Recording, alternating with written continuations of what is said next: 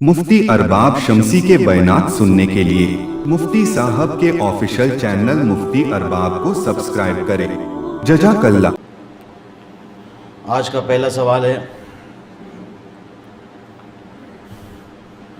अगर 4 रकात वाली नमाज जैसे ज़ोहर की नमाज है, असर की नमाज है, इसमें हम कौन सी रकात पढ़ रहे हैं, हमें धोखा हो जाए तो हमें क्या करना चाहिए?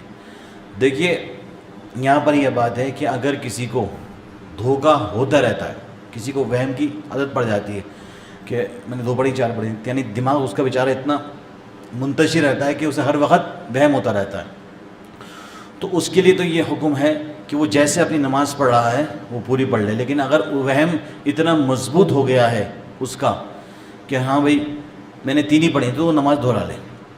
अगर मिसाल के तौर पर आप 4 रकात वाली नमाज़ पढ़ रहे हैं और आपको पहली बार ज़िंदगी में वहम हुआ है, तो आप नमाज़ तोड़ के दोबारा पढ़ लें। और अगर आपको कभी कभी वहम होता है, हर वक्त वहम नहीं होता, आप पढ़ रहे थे, तीसरी रकात में थे, आपको वहम हुआ कि नहीं मेरी 2 रकात हुई हैं, तो आपने दिमाग दौड़ाया, आपने कहा 2 हुई या 3 हुई, 2 हुई या 3 हुई, फिर आपका जहन बन गया कि नहीं 3 हुई, तो आप 2 मान लें उसको, यानी कम पर अपना अमल कर लें और उसके बाद आप अपनी पूरी नमाज को पूरा कर लें। यह तरीक़ा है। और अगर किसी को बार बार वहम होता है तो वो शैतान का उस पर हमला है, वो अपनी नमाज पूरी कर ले। क्योंकि अक्सर लोग बेचारे लोगों को परेशान कर देते हैं कि नमाज कितनी हुई, 3 हुई, फिर वो कहते हैं कि एक मरतबा एक साहब के साथ ये मामला हुआ, उन्होंने मुझसे मसला मालूम किया था कि मुफ्ती साहब मैं जब भी नमाज जमात से पढ़ने आता हूँ मुझे वहम होना शुरू हो जाता है कि मेरी 2 इमाम साहब ने 2 पढ़ी, 3 पढ़ी, मुझे लगने लगता है कि मुझे इमाम साहब ने 4 पढ़ी, मैंने 3 ही पढ़ी हैं। हालांकि मैं शुरू से उनके साथ होता हूँ, कभी बीच में भी आता हूँ, तो मैंने इस चक्कर में जमाती पढ़ना छोड़ दी। तो क्या हुआ कि उनके जहन में शैतान को पता है कि अगर इमाम साहब के साथ जमात के साथ कोई शख्स नमाज़ पढ़ेगा तो उसे 27 गुना सवाब मिलेगा। तो शैतान ने हमला ये किया, वहम डाल डाल के उनको जमात से हटवा दिया। तो वहम का इलाज तो हर हकीम लुकमान के पास भी नहीं था, लेकिन बहरहाल वहम होता है तो उसकी 3 शक्लें मैंने आपको बता दी। आजकल भारत के अंदर मुसलमानों में एक बाइकआउट का मुहिम चल रहा है, जिसमें बोला जा रहा है कि इज़राइली मसनूआत हमारे लिए वैसे ही हराम है जैसे कि सूअर का गोश्त, शराब वगैरह हराम है। तो देखिए, ये बात सही नहीं है। जिस तरह से आप, ये एक तशद्दुद वाला अमल है। बाइकआउट करने का हुक्म इसलिए दिया गया ताकि आप जो है किसी तरीके से अपना नाराज़गी का इज़हार करके कुछ कोशिश करके आप उनको कमज़ोर करें। लेकिन ये कहना कि बाइकआउट नहीं किया तो गोया कि तुमने हराम चीज़ करी है, ये दुरुस्त बात नहीं है। बाइकआउट करना अलग बात है, लेकिन उसको इसके साथ मिसाल देना ये जायज़ नहीं है। मुफ्ती साहब, हमारे बेडरूम में दीवार पर हमने आयतुल कुर्सी वगैरह लिखी हुई है, उसका फ्रेम लगा रखा है और इसी तरह अल्लाह के 100 नाम भी लगा रखे हैं, और हमारे जो पैर हैं वो उसकी तरफ होते हैं। तो देखिए, 2 हुक्म हैं। अगर आप जिस तरह से, अगर आप जैसे आप यूँ लेटे हैं और आपके पैर इधर हैं और आपके सामने फ्रेम लगा हुआ है और अगर वो 4 फीट ऊँचा नहीं है तो ये तो बिल्कुल डायरेक्टली बेअदबी है आपको। और अगर आपको पता है कि 4 फीट ऊंचा है फिर भी आपके दिल में अदबी है और आपके पास जगह है, तो उस पैरों के सामने तो ख़ास तौर से हटा लें।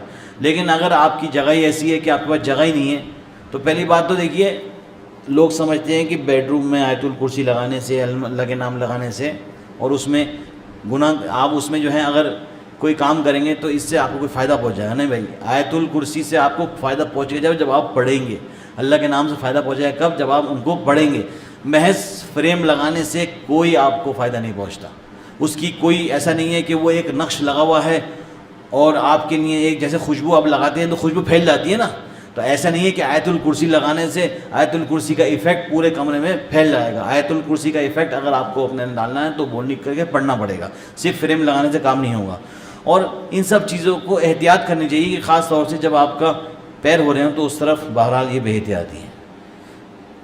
मुफ्ती साहब, ये है कि अक्सर लोग कब्र पर हाथ रखकर सूरह तकासुर पढ़ते हैं, क्या ये बात दुरुस्त है या गलत? देखिए, जैसे जब इंसान ज़िंदा होता है तो वो अपने सीने पर हाथ रख के या सर पर हाथ रख के कोई चीज़ें पढ़ता है, तो ज़िंदा है ना। या कोई किसी पर, कोई मान लो किसी पे दम कर रहा है, उसने अपना हाथ रख के उस पर दम कर दिया, ज़िंदा है ना। मरने के बाद अगर आप उसकी कब्र पर हाथ रख के सूरह तकासुर पढ़ रहे हैं और ये सोच रहे हैं कि आपने उसके दिल पे हाथ रख दिया, तो ये सब आपका वहम है। आपको अगर इसाले सवाब करना है तो आप कब्रिस्तान के अंदर दाखिल हों तो आप क्या कहें, अस्सलामु अलैकुम या अहलल क़ुबूर, कि तमाम कब्र वालों को सलाम पहुंचा दिया। اور اس کے آگے کا جملہ کوئی نہیں بتاتا. وہ کیا ہے کہ آپ یہاں پہنچ گئے, ہم آنے والے ہیں. یہ پورا سلام ہے. السلام علیکم یا اہل القبور انتم لاحقون نحن بنا لاحقون. کیا آپ تو یہاں پہنچ گئے, ہم بھی عنقریب آپ کے پاس آنے والے ہیں.